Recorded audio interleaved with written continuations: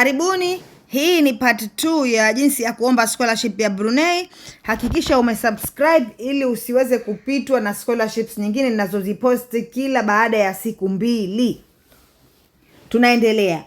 Kwa hiyo, kama umekidhi vigezo vyote, unabonyeza proceed to application.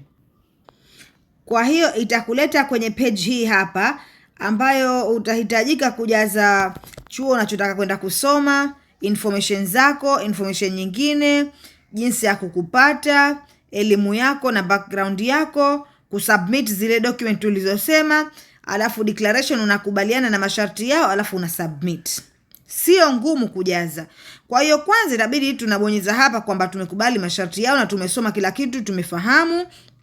Unachagua vyuo vya kuomba. Kwa hiyo let's say inachagua chuo hichi hapa UBD. Nataka niende nikasomee kitu gani? Na ninachagua hapa nataka nikasomee mambo ya meno, dentistry. Chuo chengine ambacho cha pili nataka nikasomee labda UTB. UTB nataka nikasomee kitu gani? Let's say nataka nikasomee degree au master.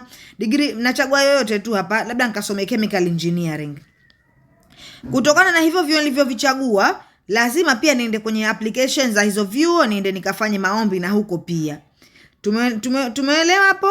Baada ya hapo sasa naenda zangu next.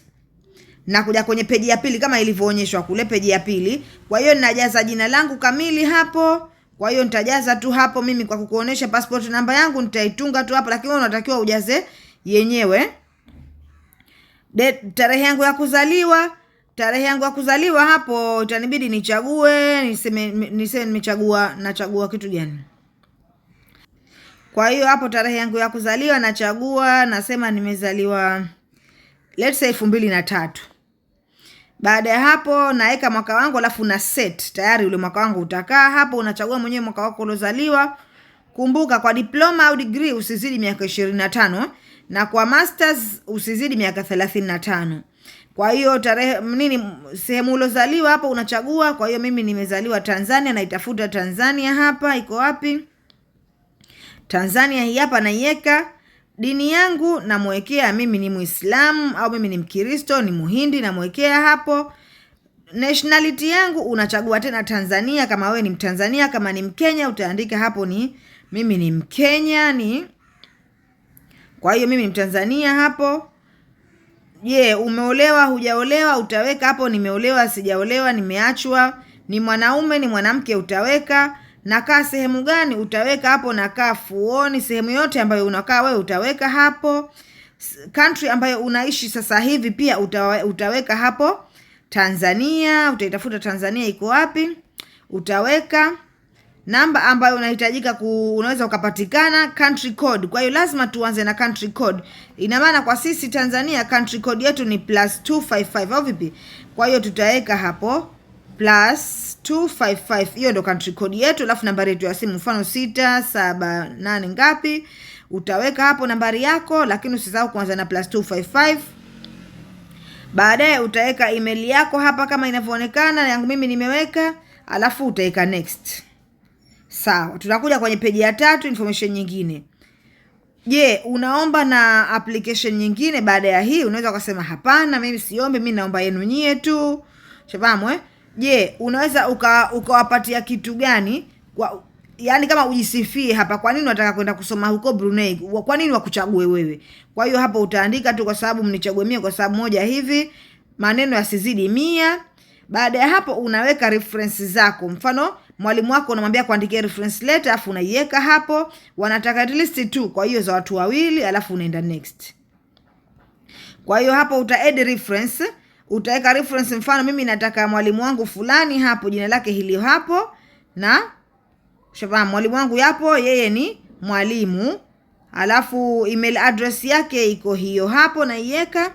Mimi nakuonesheni tu juu hiyo hapo, nambari yake ya simu hiyo hapo, sita ngapi unaweka nambari yake ya simu, alafu unamuadd.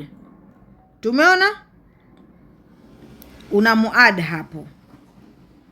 Wanataka niweke email address iliyokuwa ya kweli, kwa hiyo let's say naweka hapo email address yoyote tu.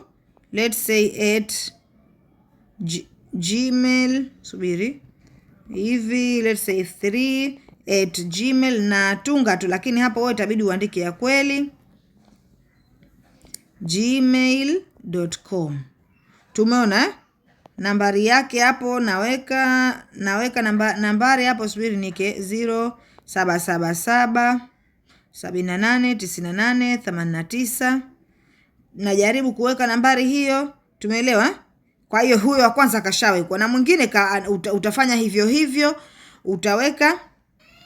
Umeona hapo nimeweka hizo references za watu wawili ambao nataka wawe ndio referees wangu, alafu nabonyeza next.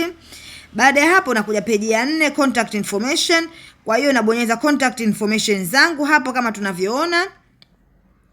Hizi ni za kwangu mimi na mtu ambaye nataka ya mtu wa nyumbani, mfano kitokeza emergency mtu gani. Kwa hiyo naweka mfano mtu fulani, jina lake hapo. Huyu ni nani yangu, huyu mtu, huyu ni let's say huyu ni madha wangu. Tumeona hapo naweka kwamba huyu ni madha wangu. Haya, anafanya kazi gani na mambo mengine, na contact namba yake na ajaribu kuweka hapo yoyote tu, kifupi hapa nakuwekea, lakini uende uweke nambari sahihi. Anafanya kazi gani na unaandika hapo, email address yake unaiandika hapo. Tumeelewana Let's say hapo ni @gmail.com. Tumeona address yake anakaa hini. Haya, alafu next tuna save. Tumeona tunakuja kwenye page nyingine hapo ya elimu yako uliyosoma.